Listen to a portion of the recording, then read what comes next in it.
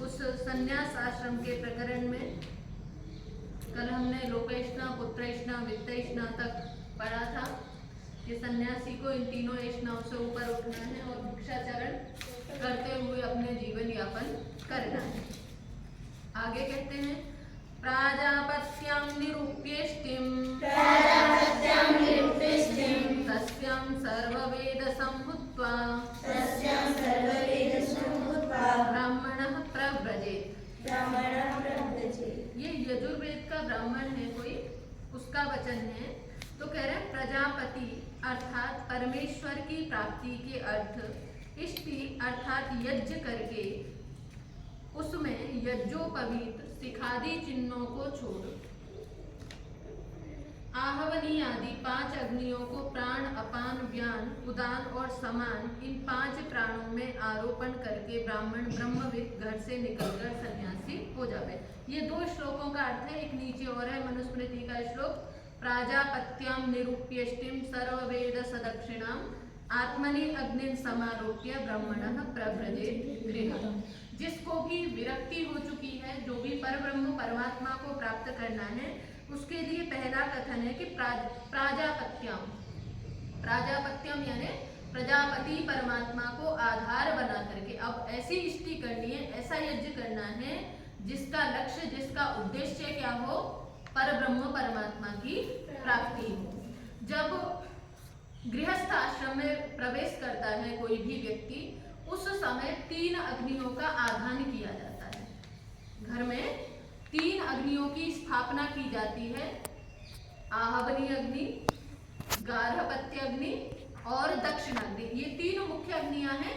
2 अग्नियां और हैं, एक सभ्य अग्नि है और एक आवसत्य अग्नि है। इस प्रकार से 5 अग्नियां हो जाती हैं, जिनकी स्थापना किसमें की जाती है, गृहस्थ आश्रम के प्रवेश के साथ में की जाती है। यानी प्रत्येक गृहस्थी व्यक्ति को इन अग्नियों में प्रतिदिन अपने दैनिक कर्म जो है, नित्य कर्म जो है, वो संपादित करने होते हैं। तो जब तक वो गृहस्थ आश्रम में रहेगा तब तक इन अग्नियों से उसको मुक्ति नहीं मिलेगी। यानी अग्निहोत्र भी जो है उन्हीं अग्नियों में संपन्न किया जाता है। जब तक गृहस्थ आश्रम में है व्यक्ति अग्निहोत्र करेगा प्रतिदिन, अमावस्या पूर्णिमा को दर्शेष्टि और पौर्णमासेष्टि करेगा, चातुर्मास्य करेगा, अन्य जितने भी गृहस्थ आश्रम संबंधी कर्तव्य कर्म बताए गए हैं उनका पालन करेगा और करना होता है। तो ये करें जब अब लक्ष्य क्या हो गया है, ईश्वर की प्राप्ति लक्ष्य हो गया है। अभी तक क्योंकि गृहस्थ आश्रम में था, गृहस्थ आश्रम में लक्ष्य क्या था, संतान की वृद्धि हो, संतान की प्राप्ति हो, सुख ऐश्वर्य बढ़े, विद्या की प्राप्ति हो। अभी तक ये उद्देश्य था, ये लक्ष्य था। तो अब इस लक्ष्य से क्या हो गया, ऊपर उठ गया। क्योंकि कल हमने क्या पढ़ा था, लोकेशना, पुत्रेशना, वित्तेशना से ऊपर उठना है। जब इनसे ऊपर उठ जाता है, तो जब इनसे ऊपर उठेगा तो कोई और चीज चाहिए ना। कभी भी कोई भी मनुष्य खाली नहीं रह सकता, उसको हमेशा कोई ना कोई उसका टारगेट सिद्ध होता है, किसी न किसी टारगेट को लेकर के चलता है। अभी तक लक्ष्य था संतान की प्राप्ति करनी है, गाड़ी खरीदनी है, इतनी जमीन करनी है, ये करना है, वो करना है। अब वो टारगेट, वो लक्ष्य क्या हो गया, पूरा हो गया। जैसे जैसे 60+ होते जाते हैं ना, फिर अपने लिए, अरे अपने लिए तो कुछ किया ही नहीं, ये सोचने का विचार आता है।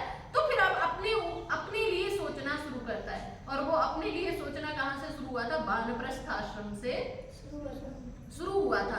अब वानप्रस्थ आश्रम से भी इतने से मेरा काम नहीं चल रहा है, इतने से मुझे ईश्वर की प्राप्ति नहीं हो सकती है। तो फिर अब उसने क्या किया, संन्यास की ओर पग बढ़ाया।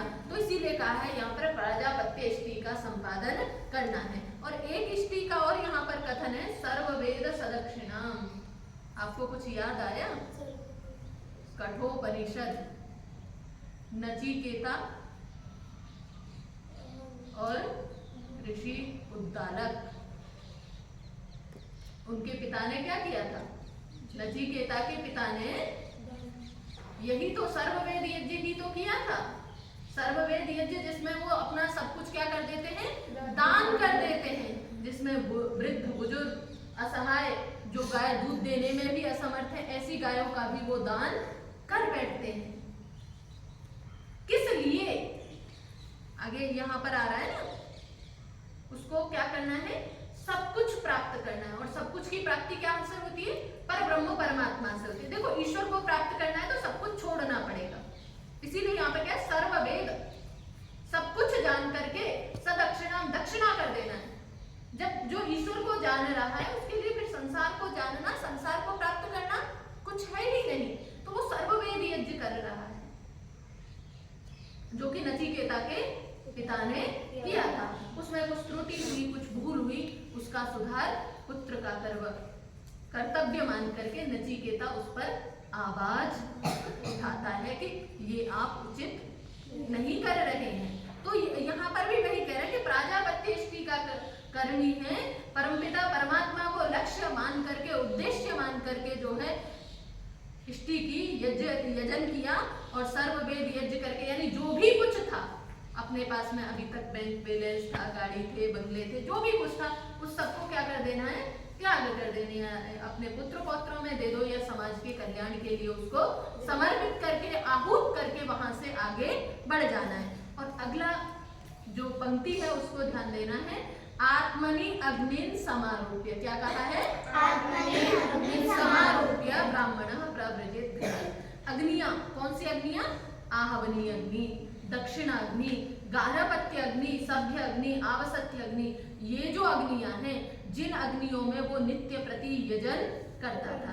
जब संन्यास लेता है व्यक्ति तो सन्यासी एक स्थान पर टिकता नहीं है। जब एक स्थान पर टिकता नहीं है तो इन अग्नियों को तो ले लेके तो फिर नहीं सकता, और इन अग्नियों के संपादन के लिए वो बाकी द्रव्यों का संचय कहाँ से करेगा? क्योंकि यज्ञ में तो घी, सामग्री, अन्य जो भी पदार्थ हैं, सबकी आवश्यकता होती है। अब उसको इन भौतिक अग्नियों का यदि यजन करना है तो उसको फिर से एक नया व्यापार खड़ा करना पड़ेगा, नई व्यवस्था, नया तंत्र खड़ा करना पड़ेगा, यानी उनके लिए सारी व्यवस्था जुटानी पड़ेगी। व्यापार का मतलब वो नहीं है, व्यापार का मतलब क्या है, सारी व्यवस्थाएं इकट्ठी करनी, वो भी एक प्रकार से व्यापार ही है। तो ये करें, फिर इन्हीं में उलझ करके रह जाएगा, परब्रह्म परमात्मा की प्राप्ति के लिए प्रयास कैसे करेगा? तो ये कह रहा है अब इन भौतिक अग्नियों से उठ करके ऊपर उठ जाना है। और कहाँ उठ जाना है? आत्मिक अग्नि की तरफ चला जाना है। और ये अग्नियां क्योंकि इनका त्याग नहीं कर सकते, तो इन अग्नियों को अपने अंदर आरोपित कर लेना है। अग्नि, मैंने आपको अभी 1-2 दिन पहले भी बताया था, अपने अंदर क्या करना है, हमें अग्नि जलानी है। कौन सी अग्नि जलानी है? किसी को जला ले, जल करके हम भी भस्म हो जाएंगे इसके साथ में। ज्ञान की अग्नि जलानी है, प्रकाश की अग्नि, यानी हमारे जीवन से अग्नि कभी भी दूर नहीं होनी चाहिए। जिस दिन हमारे जीवन से अग्नि दूर, निश्चित मानिए उस दिन हम मृतक हो गए, उस दिन हमारी मृत्यु है। अग्नि यानी उत्साह, अग्नि यानी उमंग, अग्नि यानी प्रकाश, अग्नि यानी तेज, अग्नि यानी ज्ञान, अग्नि यानी करने की चाहना। वो चाहना, वो अग्नि हमारे अंदर हमेशा जलती हुई रहनी चाहिए। तो इसीलिए सन्यासी को भी जो है संसार के गृह के कार्यों से मुक्त तो हो रहा है, लेकिन अग्नि से कभी मुक्त नहीं होना है, प्रकाश से कभी मुक्त नहीं होना है। इसीलिए उन अग्नियों को क्या करना है, अपने अंदर आरोपित कर देना है। 5 अग्नियां हैं, 5 प्राण हैं। 5 अग्नियां, 5 प्राण, प्राण अपान ज्ञान समान उदान। इन 5 प्राणों के अंदर जो है अग्नि को आरोपित कर ले। और जब 5 प्राणों में अग्नियां आरोपित हो जाएंगी तो फिर क्या करना है, प्रव्रजेत गृहात्, फिर घर से निकल जाए, समाज के कल्याण के लिए, राष्ट्र के कल्याण के लिए फिर उस घर का त्याग कर दे। और अगली पंक्ति में, अगले श्लोक में क्या कहते हैं, यो दत्त्वा सर्वभूतेभ्यः प्रव्रजत्यभयं गृहात् तस्य तेजोमया लोका भवन्ति ब्रह्मवादिनः। ये कह रहे हैं, यो दत्त्वा सर्वभूतेभ्यः, स्वामी जी लिखते हैं, जो सब भूत प्राणी मात्र को अभय दान देकर घर से निकल के सन्यासी होता है, उस ब्रह्मवादी अर्थात परमेश्वर प्रकाशित वेदोक्त धर्मादि विद्याओं के उपदेश करने वाले सन्यासी के लिए प्रकाश में अर्थात मुक्ति का आनंद स्वरूप लोक प्राप्त होता है। तो यहाँ पर जो सबसे पहली पंक्ति का कही है वो है यो दत्वा सर्वभूतेभ्य प्रव्रजति अभयम गृहात्। यानी सन्यासी जब निकल रहा है, घर को छोड़ रहा है, तो उसके मन में सबके लिए क्या हो, अभय। सन्यासी से किसी को भय नहीं होना चाहिए। यानी सन्यासी सबके लिए क्या है, अभय प्रदाता है, भय से रहित करने वाला है। अभय कौन देता है, जो ज्ञान देता है, जो प्रकाश देता है। ऐसा नहीं है कि डंडा दिखा दिया तो उससे भय हो गया, नहीं, डंडे से भय नहीं होता है। भय को दूर करना है, किससे होगा, जिसके पास में ज्ञान है ना, जिसके पास में सामर्थ्य है, जिसको समझ है, वो कभी भय युक्त हो ही नहीं सकता। तो सन्यासी का काम क्या है, दुनिया को भय मुक्त करना है। और भय मुक्त कब करेगा, वो अपने ज्ञान को लोगों के पास संप्रेषित करेगा, लोगों को समझाएगा। देखो घरों में क्या होता है, परिवार में क्या होता है, झगड़े होते रहते हैं।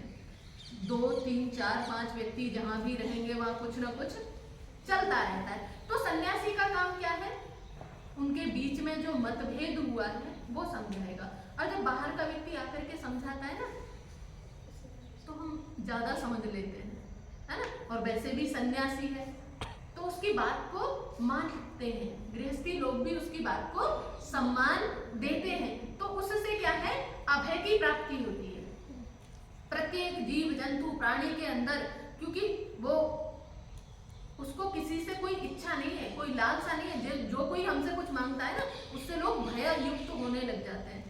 अभी मांगना शुरू कर दीजिए, कोई मांगता होगा ना, अरे भैया बच के निकल लो, पता चले 1000 रुपए ना मांग ले। ऐसा होता है, लोग जो मांगते हैं ना उससे क्या करते हैं, रास्ता काट करके बच के निकलने लग जाते हैं, उसका फोन उठाना बंद कर देते हैं, या अन्य बहुत प्रकार के कार्य होते हैं, बचना शुरू कर देते हैं। यानी भय हो रहा है ना उससे।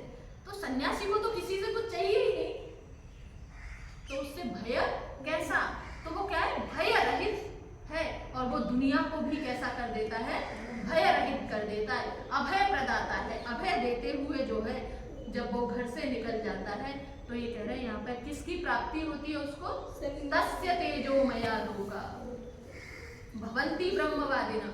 ब्रह्मवादी जो ब्रह्म को ही बोलता है, ब्रह्म में ही विचरण करता है, पर ब्रह्म परमात्मा ही जिसका एकमात्र उद्देश्य है, परब्रह्म परमात्मा की प्राप्ति के लिए ही जिसकी एक एक श्वास चल रही है, जिसका एक एक कर्म, एक एक क्रिया किसके लिए हो रही है, ईश्वर की प्राप्ति के लिए हो रही है। उस ब्रह्मवादी को क्या है, उसके लोक कैसे हो जाते हैं, तेजोमय हो जाते हैं। तेज यानी प्रकाशित। अभी रात्रि थी, दिख रहा था, नहीं दिख रहा था, दिखाने के लिए क्या करना पड़ रहा था, हमें देखने के लिए लाइट जलानी पड़ रही थी। कुछ लोग, कुछ ऐसी जगह होती है जहाँ पर लाइट भी काम नहीं करती, ये लाइट यहीं तक सीमित है। अब वहां उसको देखना है तो उसके लिए कौन से लाइट, कौन से सूर्य की आवश्यकता पड़ेगी, ज्ञान रूपी सूर्य की आवश्यकता पड़ेगी। इसीलिए वो ब्रह्मवादी है, ब्रह्म को कहता है, ब्रह्म को जानता है, ब्रह्म के लिए कार्य करता है, तो उसके लोक जो है प्रकाशित हो जाते हैं। वैसे भी हम कहते हैं ना, इहलोक, परलोक, स्वर्गलोक है, नरकलोक। तो उसका स्वर्गलोक यानी जो मुक्ति का धाम है। सन्यासी बनता किस लिए है, मुक्ति के लिए बनता है ना, मोक्ष के लिए बनता है, दुखों से छूटने के लिए बनता है। तो उसके जो लोक हो जाते हैं, यानी जो मुक्ति का मार्ग है, वो उसका क्या हो जाता है, प्रकाशित हो जाता है, तेजोमय हो जाता है। यानी उसका मुक्ति का मार्ग प्रशस्त हो जाता है, प्रकाशित हो जाता है, यानी उसको अपनी मुक्ति का मार्ग सीधे सीधे दिख रहा होता है। अब जिसको रास्ता दिख रहा है ना, वो वहां पहुंच भी जाता है। और जैसा जैसा उसका प्रयास, सामर्थ्य, जितने उसके वैराग्य की गति होगी, उतने ही या तो वो इस जन्म में, नहीं तो, लेकिन लक्ष्य क्या है, मुक्ति की प्राप्ति है। तो वो क्योंकि उसको मार्ग दिख चुका है, तो वो पर ब्रह्म परमात्मा को प्राप्त कर ही लेगा। तो आज हमने पढ़ा प्राजापत्य इष्टि को करता है, सर्ववेद सब कुछ आहूत कर देता है, जो अपनी आहवनीय गार्हपत्य दक्षिणाग्नि आदि है उनका अपने अंदर आरोपण कर लेता है और सभी प्राणियों को अभय प्रदान करता है और ब्रह्म में जो विचरण करता है वही जो है मुक्ति को प्राप्त करता है, मुक्ति को प्राप्त होता है। और हम सबका लक्ष्य भी क्या है? मुक्ति प्राप्ति है ना। तो हम अभी से इन बातों को अपने जीवन में धारण करके रखें, क्योंकि एक साथ कुछ नहीं होता है। आप सोचें अभी तो क्या है, हम छोटे हैं, जब हम बड़े होंगे, जब हम 60 साल के होंगे तब हम सोचेंगे। एक साथ कुछ नहीं होता।